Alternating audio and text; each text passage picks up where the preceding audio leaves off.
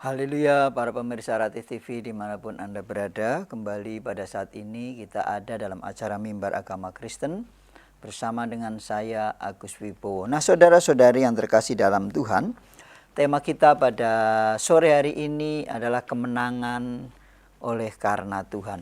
Mari sebelum kita melanjutkan, kita berdoa terlebih dahulu.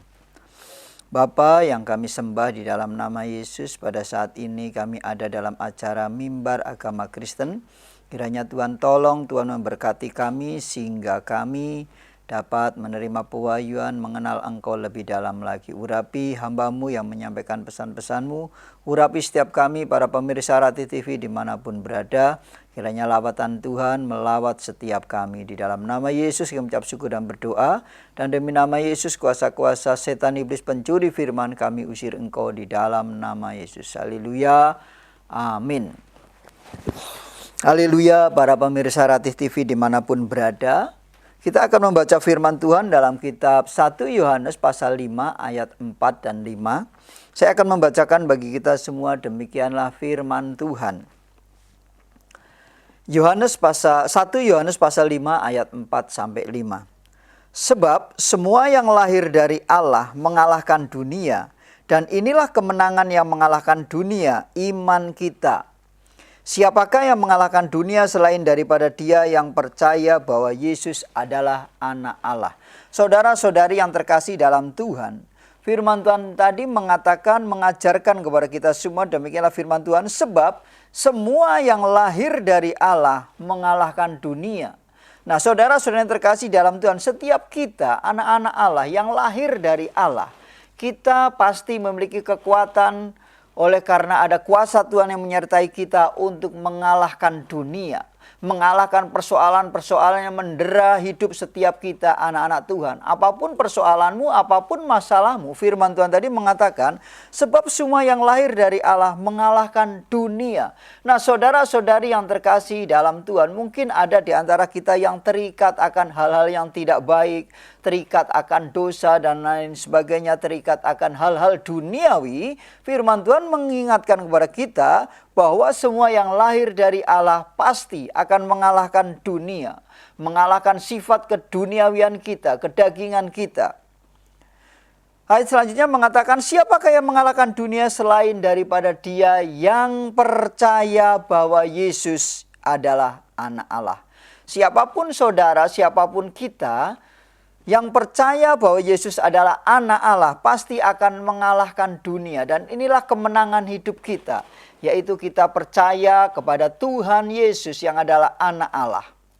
Nah, saudara-saudari yang terkasih dalam Tuhan, mungkin kita pada saat ini benar kita punya masalah, kita punya persoalan yang datang silih berganti. Firman Tuhan memberikan kepada kita kekuatan, damai dan sejahtera bahwa kita adalah umat pemenang. Saudara-saudari yang terkasih dalam Tuhan, persoalan dan masalah itu adalah hal yang biasa yang bisa saja terjadi kepada siapapun kita. Orang yang mengenal Allah, orang yang beribadah kepada Tuhan, dan yang tidak beribadah kepada Tuhan. Tuhan pernah mengingatkan kepada kita bahwa orang yang hidup di dalam Tuhan, yang membangun kehidupannya, melaksanakan kebenaran firman Tuhan, dan yang tidak hidupnya tidak berpadanan dengan firman Tuhan, itu akan sama-sama dilanda ada badai persoalan.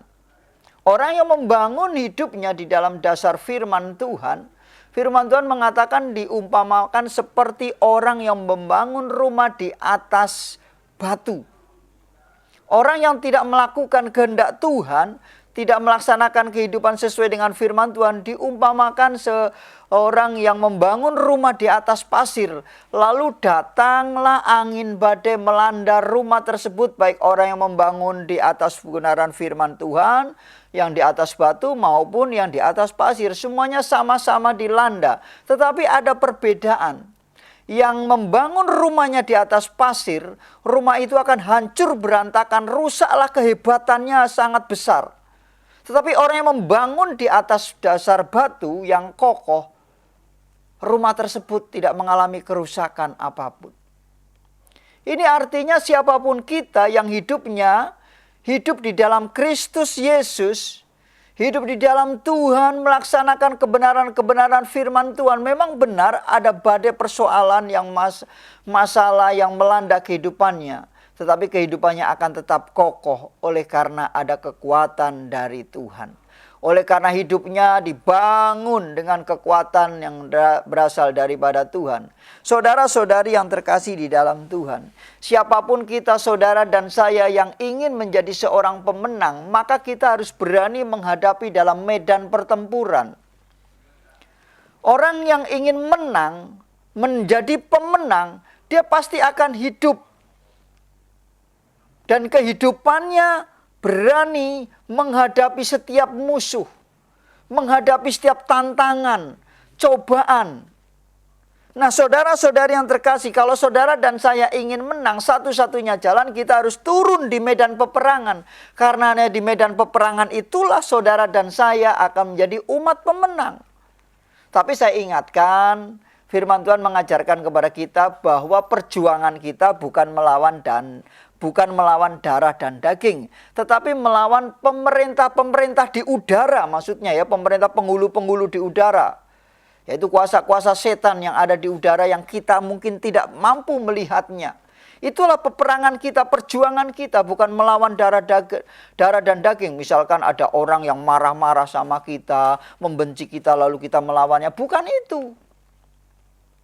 Karena kepada orang-orang yang membenci dan memusuhi kita, kita harus bisa menunjukkan kasih kita. Tapi kemenangan hidup kita harus dimulai berjaga-jaga di dalam doa, melawan roh-roh jahat di udara. Pemerintah-pemerintah di udara, itu maksudnya. Nah, saudara-saudari yang terkasih, oleh karena itu kalau saudara dan saya, setiap kita anak-anak Tuhan yang mengalami persoalan dan masalah, jangan takut. Jika Allah di pihak kita, kita pasti akan menjadi pemenang. Saya akan membacakan dalam kitab Roma pasal 8 ayat yang ke-31. Demikianlah firman Tuhan. Kitab Roma pasal 8. Roma 8 ayat 31, demikianlah firman Tuhan. Sebab itu, apakah yang akan kita katakan tentang semuanya itu? Jika Allah di pihak kita, siapakah yang akan melawan kita? Nah, saudara-saudari yang terkasih dalam Tuhan, jika Allah ada di pihakmu, jika Allah di pihaknya engkau, percayalah, tidak akan ada satupun yang berani melawan.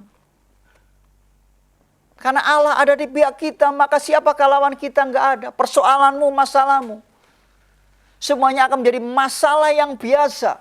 Karena ada tangan Tuhan yang berperang menolong kita. Bahkan firman Tuhan mengatakan kepada kita semua, jika Tuhan berkenan kepada jalan seseorang, maka musuh orang itu pun diperdamaikannya. Jika Tuhan berkenan akan kehidupanmu, apapun masalahmu, engkau pasti akan menjadi pemenang. Engkau akan mampu mengatasi setiap persoalan dan masalah. Oleh karena itu, saudara-saudara yang terkasih, apabila kita menghadapi persoalan, menghadapi masalah apapun yang ada di dunia ini. Karena firman Tuhan tadi mengatakan bahwa orang yang beriman, yang percaya kepada Tuhan pasti akan mengalahkan dunia. Orang yang lahir dari Allah pasti akan mengalahkan dunia. Jadi jangan takut, saudara yang terkasih. Mungkin ada persoalan, ada tantangan yang begitu berat. Serumit apapun, firman Tuhan berkata dalam kitab Korintus dikatakan, pencobaan-pencobaan yang kamu alami adalah pencobaan-pencobaan biasa yang tidak melebihi kekuatanmu. Atau kita baca bersama-sama dalam kitab 1 Korintus pasal 10 ayat yang ke-13. 1 Korintus pasal 10 ayat 13, saya akan membacakan bagi kita semua, demikianlah firman Tuhan. Pencobaan-pencobaan yang kamu alami ialah pencobaan-pencobaan biasa yang tidak melebihi kekuatan manusia. Sebab Allah setia dan karena itu Ia tidak akan membiarkan kamu dicobai melampaui kekuatanmu. Luar biasa kuasa Tuhan. Tuhan tidak akan membiarkan engkau dicobai melampaui kekuatanmu. Artinya kalau ada pencobaan-pencobaan yang datang silih berganti kepada kita, itu adalah pencobaan-pencobaan biasa yang tidak akan melebihi kekuatan kita. Mungkin benar kekuatan saudara dan saya, kekuatan setiap kita umat Tuhan berbeda-beda.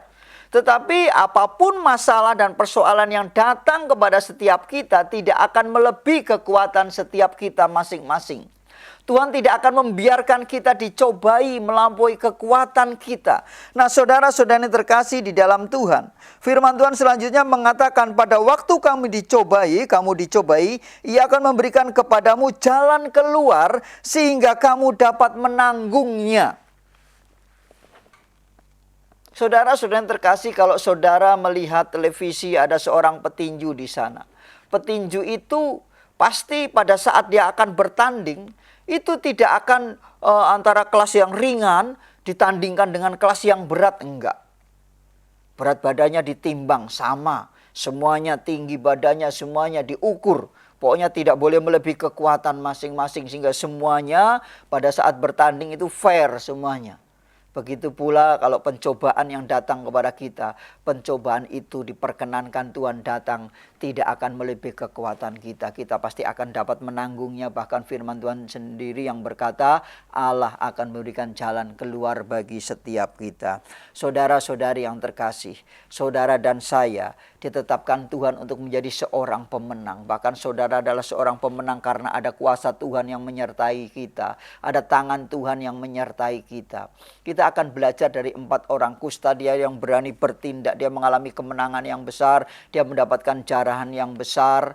Pada saat itu dia karena 4 orang kusta ini yang dianggap lemah, yang dianggap tidak berdaya, yang dianggap najis, yang disingkirkan. Tapi dia berani bertindak dalam iman. Dia tidak terkungkung dalam masalah dan pencobaan, merenungi nasibnya, tidak. Tapi dia berani keluar dari persoalan itu, bahkan berani turun ke medan peperangan. Dan akhirnya dia menjadi pemicu kemenangan yang luar biasa. Karena sesungguhnya kemenangan itu, tangan Tuhanlah yang berperang memberikan kemenangan kepada kita. Saya akan membaca ayat firman Tuhan dari kitab 2 Raja-Raja pasal 7 ayat 1 sampai ayat yang ke-20. Demikianlah firman Tuhan. Ini tentang kisah Elia yang memberikan petunjuk supaya umat Tuhan jangan takut. Firman Tuhan berkata demikian, 2 Raja-Raja ayat 1 pasal 7 ayat 1 sampai 20. Saya akan bacakan dari ayat 1. Demikian firman Tuhan. Lalu berkatalah Elisa, dengarlah firman Tuhan, beginilah firman Tuhan, besok kira-kira waktu ini, sesukat tepung yang terbaik akan berharga sesikal, dan sukat jelai akan berharga sesikal di pintu gerbang Samaria. Tetapi perwira yang menjadi ajudan raja menjawab abdi Allah, katanya, sekalipun Tuhan membuka tingkap-tingkap di langit, masakan hal itu mungkin terjadi, jawab abdi Allah. Sesungguhnya engkau akan melihatnya dengan matamu sendiri, tetapi tidak akan makan apa-apa daripadanya. Saudara-saudari yang terkasih dalam Tuhan, pada saat itu kondisi Israel sedang dikepung oleh musuh-musuhnya. Dan karena ketakutan, mereka ada di dalam benteng, mereka tidak berani keluar sama sekali. Karena mereka tidak berani keluar dan tentara musuh mengepung mereka, akhirnya apa yang terjadi, saudara yang terkasih? Terjadilah kelaparan. Mereka mau keluar takut. Terjadi kelaparan, artinya kalau terjadi kelaparan di situ tidak ada bahan makanan yang mencukupi, yang memadai, maka tinggal tunggu waktu. Kematian akan datang, kekalahan akan datang. Bahkan seandainya tiba-tiba musuh menyerang, mereka tidak makan, tidak minum. Mereka tidak punya kekuatan. Elisa datang, Nabi Elisa datang berkata demikian, dengarlah firman Tuhan. Selalu diawali demikianlah firman Tuhan. Beginilah firman Tuhan, besok kira-kira waktu ini sesukat tepung yang terbaik akan berharga sesikal, dan 2 sukat jelai akan berharga sesikal di pintu gerbang Samaria. Nabi Elisa mengatakan, mungkin saat ini tidak ada bahan makanan, kalaupun ada harganya sangat mahal sekali. Taruhlah kira-kira kalau pada saat ini beras yang terbaik, saudara terkasih, beras yang terbaik kira-kira harga antara 13.000, 14.000. Tetapi karena kondisi yang sedemikian rupa, karena mungkin musim paceklik dan sebagainya, harga beras itu bisa jadi melambung menjadi kira-kira 100.000 atau mungkin 200.000. Tapi harga normalnya kira-kira beras yang terbaik 13.000 misalkan. Tetapi Nabi Tuhan tersebut berkata, besok dalam waktu ini dikatakan, beras yang kira-kira harganya 13.000 waktu normal akan menjadi hanya sekitar 1.000.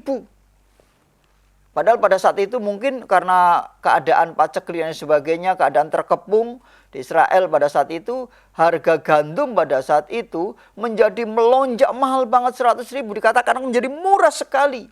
Karena saking murahnya, perwira pada saat itu berkata kepada ajudan raja, berkata kepada abdi Allah, kepada Nabi Elisa, demikian, sekalipun Tuhan membuka tingkap-tingkap di langit, masakan hal itu mungkin terjadi? Jawab abdi Allah, sesungguhnya engkau akan melihatnya dengan matamu sendiri, tetapi tidak akan makan apa-apa daripadanya. Firman Tuhan telah mengingatkan kepada kita, jangan takut, besok keadaan akan terbalik. Akan ada harga yang sangat murah sekali. Nah, saudara-saudari yang terkasih, dan inilah perwira itu ternyata dia tidak percaya dengan kebenaran firman Tuhan yang memberikan kekuatan keteguhan. Tetapi ada 4 orang kusta yang dia berani bertindak. Mungkin 4 orang kusta ini bukan seorang yang rohani, tetapi dia berani bertindak, dia berpikir dengan jernih, dengan baik. Firman Tuhan mengatakan 4 orang kusta, ayat 3 ya, saya akan bacakan dari 2 Raja-Raja pasal 7, ayat 3 dan seterusnya. 4 orang yang sakit kusta ada di depan pintu gerbang, berkatalah yang seorang kepada yang lain, mengapakah kita duduk-duduk di sini sampai mati? Mereka menyadari kalau keadaan terkepung itu, mereka hanya ada di tempat itu, hanya duduk-duduk, toh mereka menantikan pertolongan dari siapa? Mereka sedang ketakutan, sedang terkepung oleh musuh, nggak mungkin diberi makanan dan minuman. Makanya mereka berkata demikian, mengapa kita duduk-duduk di sini sampai mati, berdiam diri, meratapi nasib dengan adanya persoalan dan masalah. Masalah itu tidak akan kita menangkan kalau kita hanya diam saja. 4 orang kusta ini salah satunya, dia memiliki pemikiran yang bagus. Kalau kita di dalam benteng ini nggak ada bahan makanan, nggak ada apa, kita akan mati. Ayat 4 selanjutnya berkata, jika kita berkata bahwa baiklah kita masuk ke kota, padahal dalam kota ada kelaparan, kita akan mati di sana. Di mana-mana karena sudah terkepung, paling-paling juga yang ada di sana juga kelaparan, nggak ada apa-apa, nggak ada bahan makanan. Kita akan mati di sana, dan jika kita tinggal di sini, kita akan mati juga. Artinya bila tidak kita bergerak ke sini, juga berdiam diri di situ, 4 orang kusta itu berkata mereka pasti juga akan mati. Ke kota, ke kerajaan pun rajanya juga sedang mengalami ketakutan, nggak berani keluar, nggak ada bahan panganan, kita pasti akan mati. Lalu dia berkata, marilah kita menyeberang ke perkemahan tentara Aram, tentara musuh. Jika mereka membiarkan kita hidup, kita akan hidup. Dan jika mereka mematikan kita, kita akan mati. 4 orang kusta ini memiliki pemikiran yang baik. Di dalam karena sudah terkepung, pasti ujung-ujungnya mengalami kematian. Nggak punya kekuatan karena nggak ada bahan makanan. Seandainya nanti tentara musuh datang menyerang, mereka tidak punya kekuatan lagi. Tetapi kalau mereka berani keluar menghadapi datang ke perkemahan musuh, siapa tahu mereka mengalami kemenangan. Siapa tahu ada kemurahan daripada Tuhan. Sehingga tentara musuh mungkin siapa tahu membiarkan mereka bisa makan. Kira-kira seperti itu, saudara terkasih. Ayat 5 lalu mengatakan, lalu pada waktu senja bangkitlah mereka masuk ke tempat perkemahan orang Aram. Tetapi ketika mereka sampai di pinggir tempat perkemahan orang Aram itu, tampaklah tidak ada orang di sana. Sebab Tuhan telah membuat tentara Aram itu mendengar bunyi kereta, bunyi kuda, bunyi tentara yang besar, sehingga berkatalah yang seorang kepada yang lain, sesungguhnya raja-raja Israel telah mengupah raja-raja orang Het dan raja-raja orang Misraim melawan kita supaya mereka menyerang kita. Karena itu bangkitlah mereka melarikan diri pada waktu senja dengan meninggalkan kemah dan kuda dan keledai mereka serta tempat perkemahan itu. Dengan begitu saja mereka melarikan diri, menyelamatkan nyawanya. Saudara-saudari yang terkasih, luar biasa kuasa Tuhan. Jadi ceritanya setelah itu, orang Aram musuh orang Israel pada saat itu yang telah mengepung, mereka mengira bahwa Raja Israel mencari bantuan bala tentara yang besar, mencari negara-negara lain untuk membantu mereka untuk menyerang tentara Aram ini. Padahal ini datangnya dari Tuhan. Mereka hanya dikatakan, mereka firman Tuhan berkata bahwa orang Aram ini seperti mendengar kekuatan musuh yang besar. Ini datangnya dari Tuhan. Sehingga apa yang terjadi? Tentara Aram ini lari meninggalkan daerah tersebut, tidak jadi mengepung Israel. Terjadi ketakutan yang luar biasa. Mereka mungkin berlari seadanya. Ada yang sepatunya ketinggalan. Kira-kira seperti itu. Nah, saudara-saudari yang terkasih, sehingga mereka meninggalkan bahan makanan, meninggalkan kuda, meninggalkan semuanya, saking takutnya. Ayat 8 dikatakan ketika orang-orang yang sakit kusta itu sampai ke pinggir tempat perkemahan, masuklah mereka ke dalam sebuah kemah lalu makan dan minum. Sesudah itu mereka mengangkut dari sana emas dan perak dan pakaian, kemudian pergilah mereka menyembunyikan, lalu datanglah mereka kembali masuk ke dalam kemah yang lain dan mengangkut juga barang-barang dari sana, kemudian pergilah mereka menyembunyikannya. Lalu berkatalah yang seorang kepada yang lain, tidak patut yang kita lakukan ini. Hari ini ialah hari kabar baik, tapi kita ini tinggal diam saja. Apabila kita menanti sampai terang pagi, maka hukuman akan menimpa kita. Jadi sekarang marilah kita pergi menghadap untuk memberitahukan hal itu ke istana raja. Saudara-saudari yang terkasih dalam Tuhan, 4 orang kusta ini sangat luar biasa. Di saat orang-orang lain ketakutan, orang ini berani menghadapi bahkan mendatangi kemah musuh. Kadang-kadang kita juga terjadi dalam kehidupan kita sehari-hari. Mungkin kita karena kita melakukan kesalahan, ada datang masalah, persoalan, pencobaan. Kadang-kadang kita jadi takut. Kita nggak berani menghadapi persoalan tersebut. Merasa kita sudah kalah sehingga tidak ada perlawanan sama sekali. Yang ujung-ujungnya hanyalah kematian. Artinya mungkin bukan mati hidupnya, tapi hidupnya tidak lagi mengalami kemenangan, tidak ada lagi sukacita. Mungkin ada yang didera, diuji dengan sakit penyakit. Saat datang sakit penyakit merasa kalau sakit penyakit ini sudah datang, sudah tidak ada harapan lagi. Hanya tinggal tunggu kematian. Atau mungkin ada masalah, usahanya sedang bangkrut. Merasa sudah tidak lagi mengalami bisa lagi kemajuan dan lain sebagainya, usahanya bangkrut sehingga berputus asa. Saudara-saudari yang terkasih, Tuhan yang kita sembah adalah Tuhan yang ajaib. Dia pasti akan memberikan kemenangan kepada orang-orang yang senantiasa berharap hidupnya kepada Tuhan. Apapun persoalanmu, apapun masalahmu, jangan takut. Hadapi setiap permasalahan itu dengan baik. Dengan mengandalkan Tuhan dan percaya, biarkan tangan Tuhan yang bertindak. Bagian kita hanya datang ke medan pertempuran. Bagian kita hanya berani menghadapi masalah dan persoalan tersebut. Menghadapi sakit penyakit, menghadapi tekanan-tekanan ekonomi dan lain sebagainya. Dan andalkan Tuhan, nanti bagian tangan Tuhan yang akan bertindak memberikan kemenangan. Saudara-saudari yang terkasih, kalau mungkin kita sedang mengalami masa-masa krisis, masa-masa keterpuruk, mari ambil waktu untuk kita berdoa memohon pertolongan Tuhan. Sebab pertolongan kita hanya datang dari tangan Tuhan. Ada kuasa Tuhan yang sanggup menolong kita apapun masalah kita. Percayalah, tangan Tuhan sanggup menolong kita. Seperti cerita kisah 4 orang kusta ini, di mana bukan hanya 4 orang kusta saja sebenarnya ya. Orang-orang yang raja berikut orang Israel pada saat itu yang terkepung oleh tentara Aram mengalami ketakutan. Mereka semuanya mengalami ketakutan dan tidak berani bertindak. Tapi 4 orang kusta ini berani datang mendatangi kemah musuh. Ternyata musuh sudah lari ketakutan. Kadang-kadang kita juga demikian, kita sudah berpikir masalah ini, penyakit ini tidak akan sembuh. Masalahku tidak akan selesai, ternyata penyakitmu sudah disembuhkan oleh Tuhan. Ternyata masalahmu sudah diselesaikan. Bagian kita sesungguhnya hanya berani mengucap syukur kepada Tuhan. Nah, saudara-saudari yang terkasih, setelah melihat bahwa tentara Aram lari dan 4 orang kusta ini bisa mendapatkan makanan.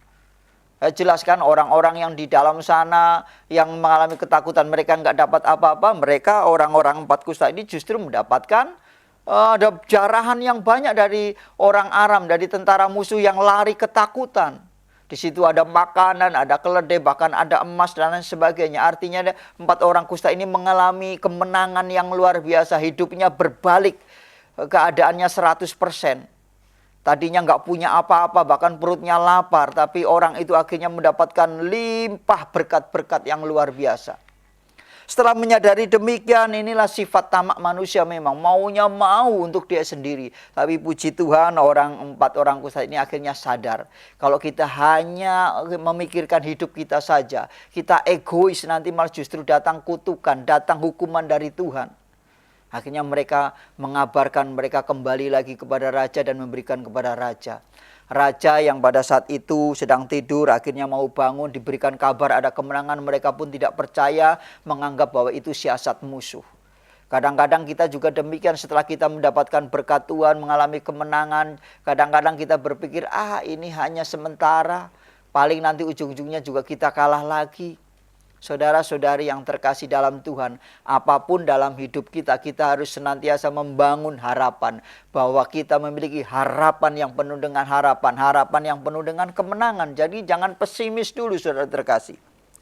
Selanjutnya dikatakan, sekalipun masih malam juga, raja bangun juga lalu berkata kepada para pegawainya, baiklah kuterangkan kepadamu apa maksud orang Aram itu terhadap kita. Mereka tahu bahwa kita ini menderita kelaparan. Sebab itu mereka keluar dari tempat perkemahan untuk menyembunyikan diri di padang sambil berpikir, apabila orang Israel keluar dari dalam kota, kita akan menangkap mereka hidup-hidup, kemudian kita masuk ke dalam kota. Ini raja masih tetap ragu. Ini hanya siasat musuh, padahal Tuhan sudah memberikan kemenangan. Tentara sudah lari ketakutan. Tetapi walaupun demikian akhirnya ayat 13 dikatakan, lalu salah seorang pegawainya menjawab, baiklah kita ambil 5 ekor dari kuda yang masih tinggal di dalam kota. Ini tentulah keadaannya seperti seluruh kalayak ramai Israel yang sudah habis mati itu. Biarlah kita suruh saja orang pergi supaya kita lihat. Sesudah itu mereka mengambil 2 kereta kuda, kemudian raja menyuruh mereka menyusul tentara Aram sambil berkata, pergilah melihatnya. Lalu pergilah mereka menyusul orang-orang itu sampai ke sungai Yordan, dan tampaklah seluruh jalan itu penuh dengan pakaian dan perkakas yang dilemparkan oleh orang Aram pada waktu mereka lari terburu-buru. Kemudian pulanglah suruhan-suruhan itu dan menceritakan hal itu kepada raja. Maka keluarlah penduduk kota itu menjarah tempat perkemahan yang orang Aram.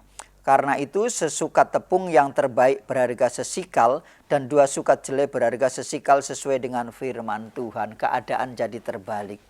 Setelah mereka melihat ternyata memang benar. Apa yang difirmankan Tuhan selalu terjadi. Apa yang dijanjikan Tuhan pasti genapi. Pada awalnya Tuhan berkata melalui Nabi Elisa bahwa besok mungkin benar saat ini keadaan sangat menyakitkan. Ada kelaparan, harga bahan pangan sangat mahal sekali. Tetapi firman Tuhan telah berkata, jangan takut. Besok keadaan akan berbalik, akan menjadi murah sekali. Hanya orang-orang percaya yang akan melihat dan menikmati. Nah, saudara-saudari yang terkasih dalam Tuhan, ada perwira tadi yang di awal tidak percaya kalau kerjaan akan menjadi terbalik. Yang tadinya mahal jadi murah sekali. Orang perwira itu tidak percaya kalau Tuhan sanggup menolong. Akhirnya apa yang terjadi? Perwira tersebut melihat bahwa tentara Aram telah lari tunggang langgang. Keadaan pangan sudah normal kembali, bahkan lebih murah lagi, lebih makmur lagi. Perwira itu melihatnya tetapi tidak dapat merasakan. Bahkan dia mati terinjak-injak. Terinjak-injak oleh rakyat yang berlari-lari mendapatkan bahan makanan. Nah, saudara-saudari yang terkasih, oleh karena itu apapun persoalan dalam hidup kita, marilah kita tetap percaya kepada Tuhan. Apapun masalahmu, Tuhan pasti sanggup menolong setiap kita. Bagian kita adalah mempercayai firman Tuhan, bahwa Tuhan tidak akan membiarkan hidupmu. Yesus datang ke dunia ini dikatakan namanya adalah Immanuel, artinya Allah menyertai kita. Nah, saudara-saudari yang terkasih dalam Tuhan, apapun persoalan kita, firman Tuhan berkata, Yesus berkata kepada kita semua, marilah semua yang letih, lesu dan berbeban berat, datang kepadaku, kata Yesus.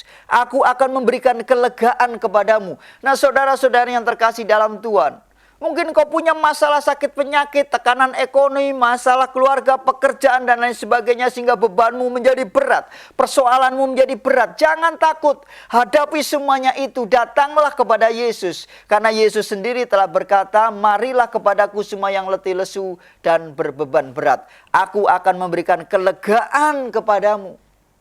Percayalah.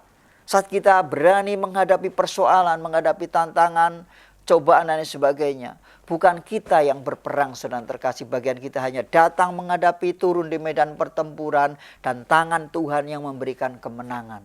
Saudara-saudari yang terkasih dalam Tuhan, Raja Daud pada saat itu, dia berani menghadapi musuh yang begitu besar, yaitu Goliat. Daud pada saat itu berumur kira-kira 17 tahun. Dikatakan wajahnya masih kemerahan. Jadi kalau bahasa sekarang wajahnya masih imut-imut, anak muda. Bahkan di keluarganya Daud itu tidak diperhitungkan sama sekali. Kakak-kakaknya adalah seorang tentara yang gagah perkasa, yang terbiasa berlatih perang. Tapi Daud oleh orang tuanya sendiri tidak diperhitungkan. Makanya Daud dikatakan, firman Tuhan mengatakan Daud oleh orang tuanya, engkau cukup mengembalakan kambing domba, 2-3 ekor saja. Saudara-saudari yang terkasih, walaupun Daud diperlakukan demikian oleh orang tuanya, Daud tetap menjadi orang yang bertanggung jawab. Walaupun dia hanya mengembalakan kambing hanya 2-3 ekor. Karena firman Tuhan berkata Daud mengembalakan kambing 2-3 ekor. Tapi dia bertanggung jawab. Saat ada singa dan beruang yang datang tidak menyerang domba yang 2-3 ekor itu, Daud tidak membiarkan begitu saja. Dia berani tangkap itu beruang. Dia berani tangkap itu singa. Dan dia patahkan batang lehernya. Saudara-saudara terkasih, Daud berani melakukan itu menghadapi gerombolan, menghadapi musuh, menghadapi singa dan beruang dengan nama Tuhan, Sang Pencipta langit dan bumi. Dan tangan Tuhan memberikan kekuatan kepada Daud sehingga Daud bisa mengalahkan beruang, mengalahkan singa. Artinya apa? Dia memiliki kehidupan bertanggung jawab. Pekerjaan mengembalakan kambing 2-3 ekor bukan dipandang remeh oleh Daud. Tapi dia sepenuhnya bertanggung jawab, melakukannya dengan setia. Karena dia percaya berkatnya dari Tuhan. Dan pada saat melihat orang Israel ketakutan oleh orang Filistin, karena ada Goliat yang tinggi besar, seorang prajurit yang terlatih yang menantang barisan Israel, semua pada ketakutan bersembunyi. Daud datang melihat siapakah orang itu yang berkata sombong. Dan akhirnya kita tahu Daud berani menghadapi Goliat. Pada saat itu prajurit-prajurit termasuk kakaknya tidak ada satupun yang berani. Tetapi Daud berkata, aku akan menghadapi Goliat. Bukan dengan kekuatan lembing dan tombak, tetapi dengan nama Tuhan. Lalu pada saat menghadapi pertempuran 1 lawan 1, Daud berkata kepada Goliat, engkau mendatangi aku dengan lembing dan tombak, tetapi aku mendatangi engkau dengan nama Tuhan.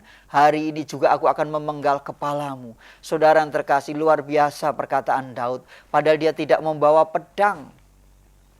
Dia hanya membawa, kalau di Indonesia itu, ketapel lah kira-kira seperti itu. Tapi dengan itu dia bisa mengalahkan Daud. Mengalahkan Goliat. Sementara Goliat perawakannya sudah tinggi besar. Dia seorang prajurit yang terlatih. Membawa pedang, lembing dan tombak. Bahkan ada pembawa senjatanya. Tapi karena Daud mengandalkan Tuhan, Daud dengan mudah mengalahkan Goliat. Saudara-saudara yang terkasih, firman Tuhan mengatakan diberkatilah orang yang mengandalkan Tuhan. Oleh karena itu, marilah andalkan Tuhan dan jadilah pemenang. Bukan karena gagah kuat kita, bukan karena kita pintar, karena kita cerdas, karena kita hebat, tetapi karena kuasa Tuhan yang akan membuat kita menjadi seorang pemenang. Hiduplah di dalam Tuhan, senantiasa intim dan dekat dengan Tuhan dan minta pertolongan Tuhan, dan percayalah maka tangan Tuhan yang akan menolong kehidupan setiap kita, anak-anak Tuhan yang berseru kepadanya. Yesus yang telah berkata, mari datang kepadaku semua yang letih lesu dan berbeban berat, aku akan berikan kelegaan kepadamu. Mari saudara yang terkasih datang kepada Yesus. Serahkan kekhawatiran kita, kebimbangan kita kepada Tuhan. Dan biarkan tangan Tuhan Yesus yang bertindak membela kita. Mari kita semuanya sama-sama berdoa kepada Tuhan. Terima kasih Tuhan Yesus, kami mengucap syukur pada hari ini kami datang kepadamu. Sekiranya kami berdosa, kiranya Tuhan ampuni kami. Tuhan, kami berdoa mohon pertolongan Tuhan. Kiranya Tuhan tolong anak-anak-Mu dimanapun berada yang menghadapi persoalan, entah itu sakit, penyakit, ekonomi, dan persoalan rumah tangga. Apapun persoalan, apapun masalahnya, pencobaan, kami percaya kami datang kepada Tuhan. Tuhan akan memberikan kelegaan kepada kami. Bila Tuhan memberikan kekuatan kepada kami, sehingga kami dapat menghadapi musuh-musuh kami. Baik itu penyakit, baik itu persoalan datang silih datang berganti. Kami percaya tangan Tuhan akan menolong kami Bapa. Firman-Mu berkata yang lemah dikuatkan, yang berdosa diampuni. Kiranya tangan Tuhan menyertai kami, berikan kepada kami kekuatan untuk kami dapat menjalani hari-hari kami dengan baik Tuhan. Dan jadikan hidup kami menjadi berkat di dalam nama Yesus kami mengucap syukur. Kami percayakan kuasa Tuhan, biarlah tangan Tuhan, kiranya Tuhan mengulurkan tangan-Mu menyembuhkan sakit, memberikan penghiburan yang berduka, menguatkan yang lemah, dan berikan semangat kepada yang tidak berdaya. Terima kasih Bapa, di dalam nama Tuhan Yesus kami mengucap syukur dan berdoa. Haleluya, haleluya. Amin. Nah, saudara yang terkasih, bagi Bapak Ibu, saudara yang membutuhkan layanan doa, saudara boleh menghubungi di layanan doa yang tertera di layar televisi Anda. Haleluya, salam kemenangan iman. Tuhan Yesus memberkati. Amin.